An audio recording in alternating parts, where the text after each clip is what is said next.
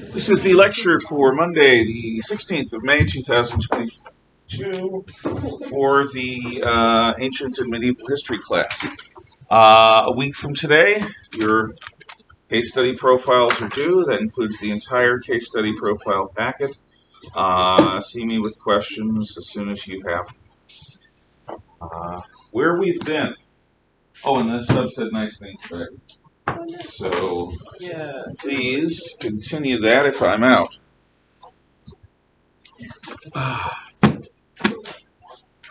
Crusading, Christian Holy War, has been the topic, ladies, of our last two lectures.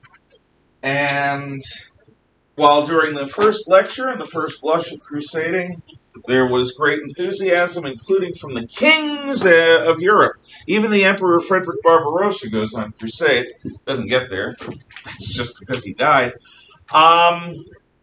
However, when the Venetians start hiring the Crusaders as mercenaries, when the Crusaders sacked Constantinople, which is an ally and a betrayal, and when the Children's Crusade happens, the bloom goes off the rose of crusading. One of the distinctions between the Islamic Middle East and the Christian West is that in the Islamic Middle East, jihad has been and is and probably will continue to be a primary motivator, a central pillar of their civilization. Struggle for God. And while jihad can mean self-struggle, like to lose weight or exercise more or stop being a jerk to people, in fact, it also means good old-fashioned convert by the sword religious warfare. The Christian West, with a few exceptions, experiences holy war rather than religious persecution, which is a different thing. Holy war, roughly from the late 1000s to the early 1300s, so 150 years or so. And then during the wars of religion between Catholics and Protestants that happened in early modern Europe in the 15 and early 1600s, again about 150 years. There are regions of Europe that persist with religious holy war. For example, Ireland still has deep hatreds between Catholics and Protestants in the north. And until the late 1990s, these hatreds resulted in open terrorism and guerrilla warfare. So, yeah, Christians in the West, Judeo-Christian Western civilization, has certainly had a share of holy war. But for the most part, it has not been a central pillar of our civilization. It's been a periodic thing that's come and gone. And usually what happens is it burns itself out in disgust. Because while the example of Muhammad is the example of a war leader, as well as a prophet, the example of Christ is certainly absolutely not. The thought of Christ getting on a horse, grabbing a sword, and killing the infidel is, to me, unthinkable. And while there is a strong tradition of Christian soldiers in the West, this tradition is a minority opinion. It is not the dominant theme, which it is in Islam. And one of the results of this is that since the Cold War, well over 80% of all violent conflicts on the planet have involved Muslims because of the propensity for holy war, because of the example of the prophet.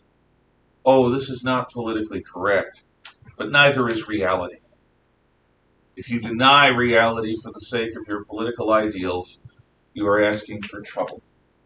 Like a person walking on a tightrope who decides to simultaneously do it blindfolded. Reality is what it is. You owe it to yourself to keep your eyes open and your ears pricked for the sounds of what's going on. Now, there are two other crusades that happened near the end of the crusading era. the First Crusading era, before religious wars between Catholics and Protestants. But they don't happen in the Middle East. The first is the Northern Crusade. This area here, use a color, and I'll use it, is inhabited by the Prus, P-R-U-S. The Prus are a pagan people who live in the swamps and sandy soil of that area on the southeastern corner of the Baltic Sea. Now, the Prus are caught between the Polish and the Lithuanian halves of the Polish-Lithuanian Commonwealth. Poland-Lithuania is a huge deal in the late Middle Ages and early modern times. It is, in its own way, as powerful as Germany and as Russia become later. Poland-Lithuania, give you a rough notion, ultimately includes much of the Ukraine, White Russia, Poland, East Prussia, and a bunch of other areas in the eastern part of Europe.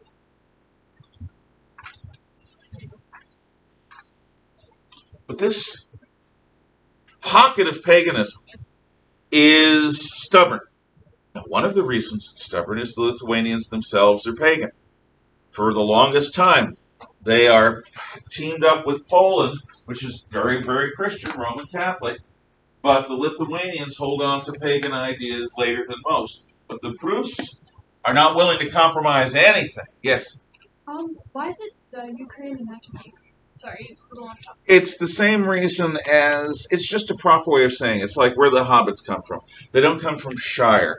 They come from the Shire. And I think it has to do with the word, what the word Ukraine means, and I don't know what it means. But unless you're dealing with sloppy modern reporters, it's the Ukraine. Yeah. Okay. So, I don't mean to call you out like this, but you're actually incorrect. You can call me out all you like. I know I'm not incorrect, but go on. It was called the Ukraine when it was a region of Russia. Is what I've read. I may be wrong on this too, and I may be wrong. And that it's called Ukraine since it has gained its independence. I don't really pay attention to things that happen in such recent history. For example, I still call the capital city Kiev. But no, actually, you're right. That makes sense. Yeah. That's not calling me out. I'm just using an archaicism then. Yeah. But most people my age use that because that's what we were trained to do. That's interesting. Yeah. It's like the Czech Republic, until just a couple of years ago, refused to be called Czechia. And then a few years ago, they finally decided, well, okay, we'll let ourselves be called Czechia. Because other people have been calling, but they never liked that name, and they still really don't. That's interesting. I can accept that. Okay, I can accept that. Fine. So you called me out successfully, and you were right. But I'm not wrong. I'm not wrong. Well, I guess I'm wrong in modern times. But I'm not going to call it Kiev.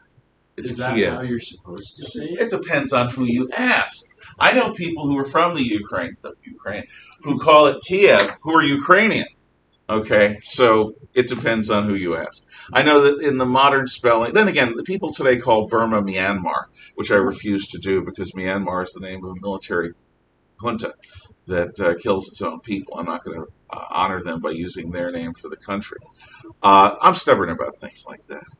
But fair enough. No, good point. Thank you. Yes? Oh, well, I was just going to say, you should probably fact check one. Yeah, you should fact check me on that. Well, no, it sounds reasonable. I'm not going to fact check you. You might be right, you might be wrong, but it's all BS anyway, because the truth is we're speaking English about the Ukrainians.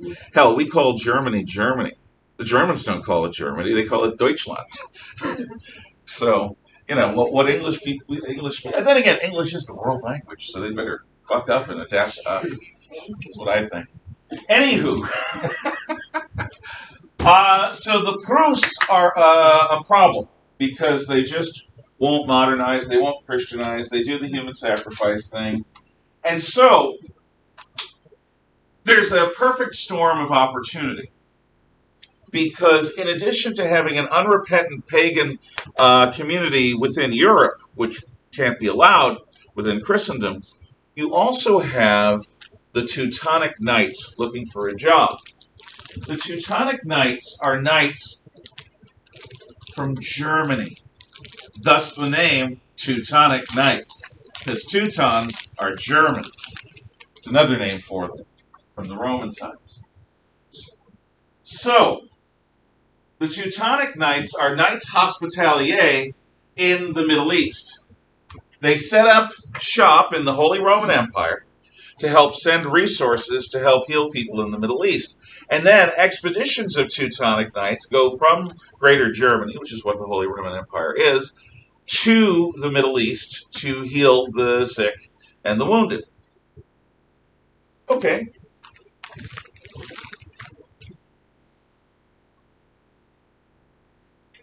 So, in the Middle East, it looks like you were something with a phone. Glad. In the Middle East, they have a job. But the Christians are kicked out of the Middle East. Now they have no job. What if the Teutonic Knights, which are sort of from Greater Germany anyway, take up a great northern crusade to conquer and Christianize the Prus? Well, that could work. Of course, you need the agreement of the King of Poland, but the King of Poland likes the Pope and works with the Pope, so he agrees. So now, a group of German knights are going to be given the job of taking over Prussia. Prussia is Russia with a P in front of it. They're not the same thing. Prussia. And Prussia is the land of these pagans. So a group of heavy cavalry knights, with all the support systems they have, of squires and servants, with the approval of the King of Poland, is given the job of conquering the Prus. And the Grand Master of the Order of the Teutonic Knights, who's their leader, that's why they call him Grand Master, is given the land that the Prus have. All he has to do is conquer it. The Prus are hardcore tough. They're not easy to beat. And occasionally the Lithuanians turn on the Poles to help their pagan friends. So the battle lasts a couple 300 years. But in the end, the Prus are conquered by the Germans, the Teutonic Knights.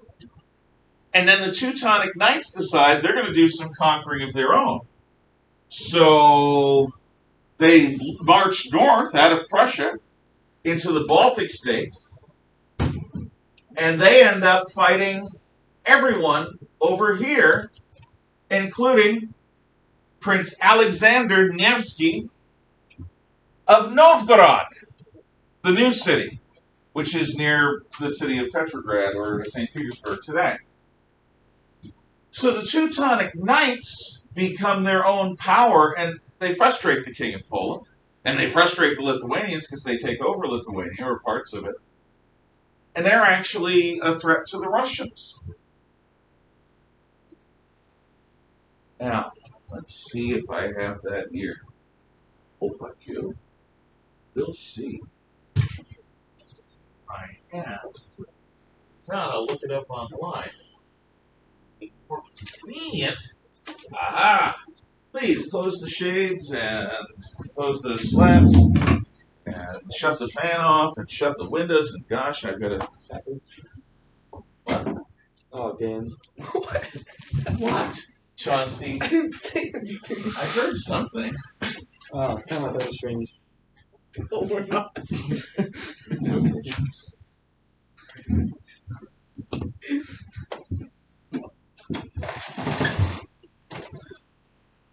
And I will set the scene and then I will pause it. in 1938. The year World War II almost began, but didn't, thanks to a cowardly British Prime Minister. The Soviet Union was getting ready to fight the Germans on the side of Czechoslovakia with allies Britain and France. This didn't happen, but they were getting ready to. So, to whip up patriotic fervor, Joseph Stalin, the second greatest mass murderer in human history, communist dictator of Russia, orders... What? Secretary. Yeah. Orders, General Secretary of the Soviet Union, that's true, orders the production of a patriotic war film to get people to hate the Germans. It is Alexander Nevsky. Now, here's the story of the film. You know how they say no animals were harmed in the course of this film? Yeah, this is communist Stalinist Russia. People were harmed and killed in the making of this movie, let alone animals. It's communist Russia. Don't worry about it. What this is the retelling of a battle between the forces of the Grand Master of the Teutonic Knights and the city of Novgorod, which is Russian, under Mongol domination. So the Russians are all wearing Mongol-style helmets and armor. And the battle's going to take place on the ice on the frozen lake Pskov. So you've got knights charging over a frozen lake, only in Russia. Sergei Prokofiev does the sound for this movie, the soundtrack. And many people call what I'm about to show you the world's first music video, because the dialogue is absolutely tertiary. It's third-rate importance. The visuals and the music is what carries the scene. Now, being a Stalinist communist film, Nevsky is pictured as the Vozhd, Joe Stalin, the leader. And the people of Novgorod are the workers. So they all look like working-class guys. And there are even one or two gals. Because communism believes in everyone being equally slaves to the state system, men and women. Let's see. And you will see the Teutonic Knights portrayed as evil Christian overlords, because communists are atheists, remember. So, while I load this, I've got to pause the video. God forbid YouTube give me a copyright strike on a film made in communist Russia in 1938. That is for the time. No, that's a top movie for 1938. Even if it doesn't please your 2022 sensibilities, it was still good.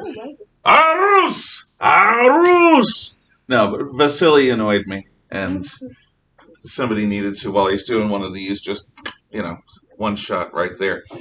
But what you're getting here is, right now in the late Middle Ages, the Poles and the Lithuanians stand between the Germans and the Russians. But that's not going to remain. There's going to come time and time again where the Germans and the Russians meet.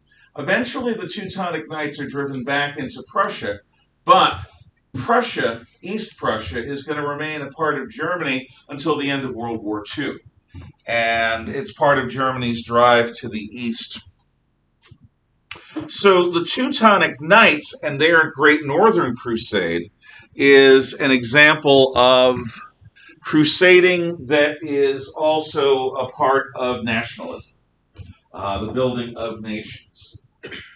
Then we come to the Albigensian Crusade. And the Albigensian Crusade is important to almost everything else in medieval history. So here's the story. In southern France, in the Massif Central region, hill country in southern France, which is this sort of dark area up here,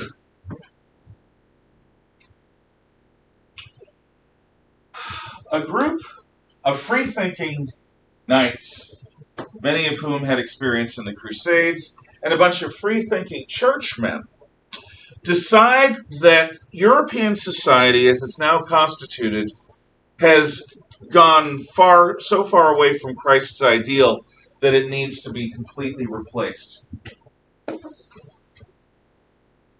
These people call themselves the Cathari. Cathari means purified. Outsiders call them the Albigens. And what they determine is that private property is the root of all evil. So they are proto-communists. No joke. They're utopian.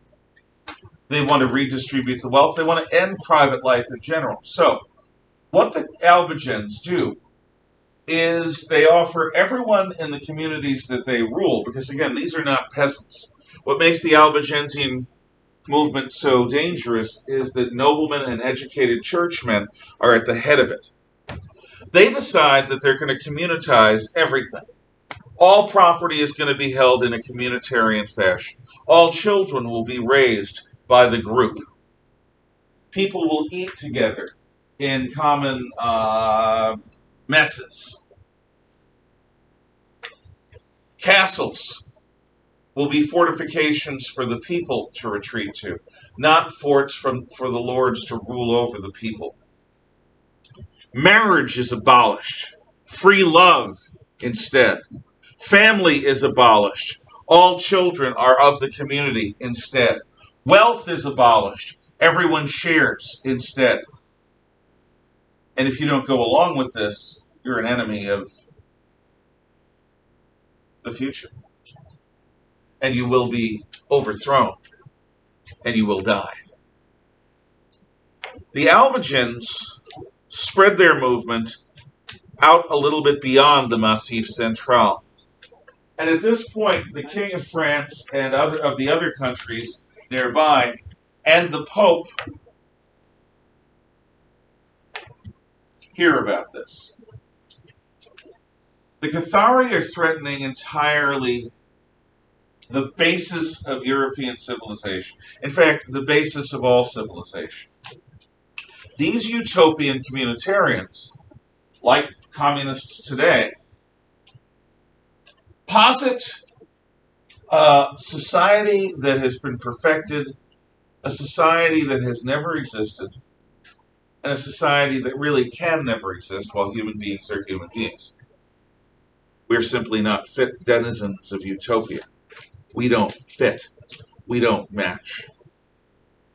So the movement needs to take more and more and more extreme measures to bring people into this new mindset. So the Pope and the kings, who disagree about so many things, you will learn, come together in the face of the common threat of the Albigens, of the Cathari. The first thing they do is they organize massive forces of church and state, armies and chaplains and supplies, and they isolate and quarantine the zone as if a disease is present. Anyone trying to leave the zone is killed. And it is a disease. It's a communicable mental illness. This utopian ideal, from the standpoint of feudal Europe, is definitely a communicable mental illness. It drives sane people insane. People have been burned alive in their homes, in their castles, for saying no to these people. So, after isolating the region controlled by the Cathari, the forces of church and state began a systematic campaign of contracting from all sides the territory. Now, in some cases, entire villages need to be wiped out because the people are so infected by this idea. In other cases, the people view the knights coming in as liberators, returning sanity to a world that has gone mad. And in cases like that, more people can live. But what you have here is all the fire of a civil war and a religious war rolled up into one. And civil wars and religious wars are the most intense and nasty. Civil wars because you have people who are fighting for the same country, and one side cannot live if the other side is victorious. There's also the sense of brother against brother, father against son, cousin against cousin. We are a family, and you betrayed that with your insane ideals or with your insane traditionalism. So both sides exhibit truly heinous and brutal behavior, to the point where prisoners are rarely taken, to the point where it is total war in the 1300s.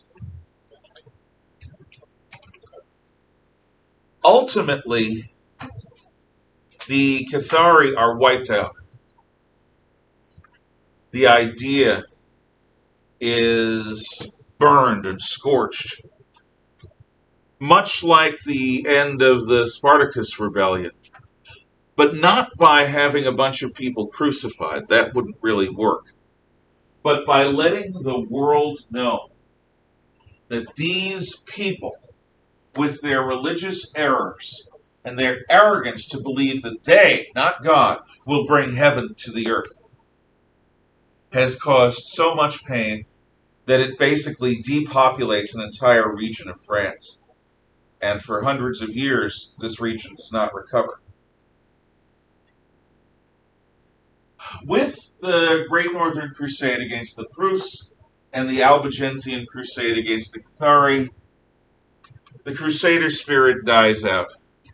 And it's going to be dead or asleep from the early 1300s all the way through the early 1500s. So the crusading spirit's been around for about 150 years. It's going to go to sleep for 200 years, then it's going to wake up again in the Catholic versus Protestant wars for about 150 more years, and then it's going to burn out and go to sleep again. Remember, one of the best effects and biggest effects of the Crusades is the desire of the Crusader Knights who have returned home to Europe to buy the good life from the Middle East through long-distance trade. This enlightened self-interest is going to spark, ultimately, what will become the voyages of discovery. I'll go into greater detail later, but for now, the silks and spices come from China and the East Indies, these islands that are now Indonesia. They travel west from the Spice Islands by sea to India, and then to the Middle East, to Cairo and Damascus and the markets there. The silk travels, and porcelain and other things, up the Silk Road across Central Asia into the Middle East and to the same markets. The farther a product goes from its point of origin, the more expensive it becomes. And the Muslims who are selling these items to one another sell them at higher prices than certainly you pay in India or China or the Indies.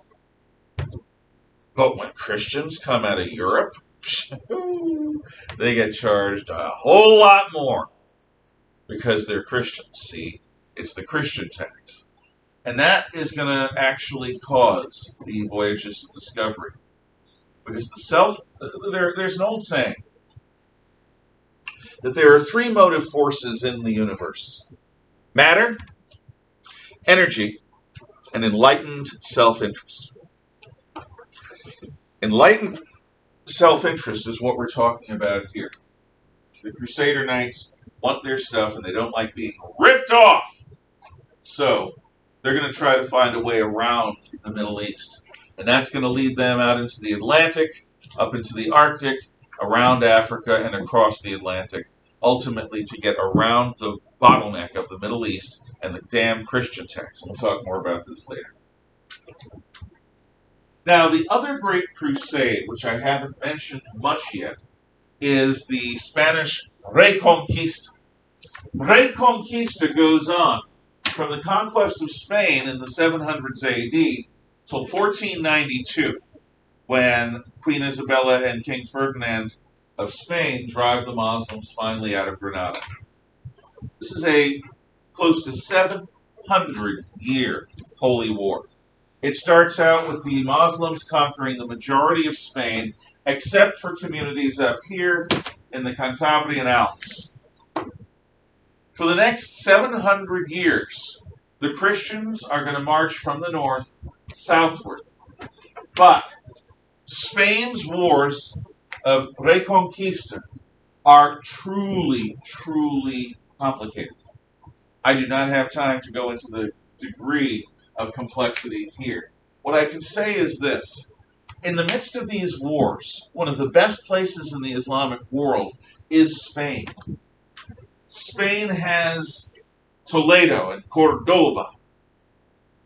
And in these cities, which are more wet and lush than anything in the Arab Middle East, gardens of delight are built. Beautiful mosques are built. One-of-a-kind architecture is built. Universities that attract the best minds come to Spain. So Islamic Spain, like the city of Baghdad, like Cairo, is considered to be one of the best places in the Islamic world. Their equivalent of living in Shanghai, China, or New York City, or London. The basic picture of urban excellence, of urban splendor.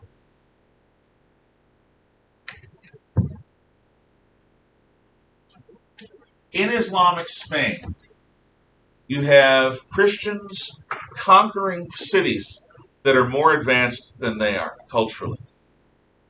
These cities have hygiene and architecture that is, and knowledge that is superior to anything they have.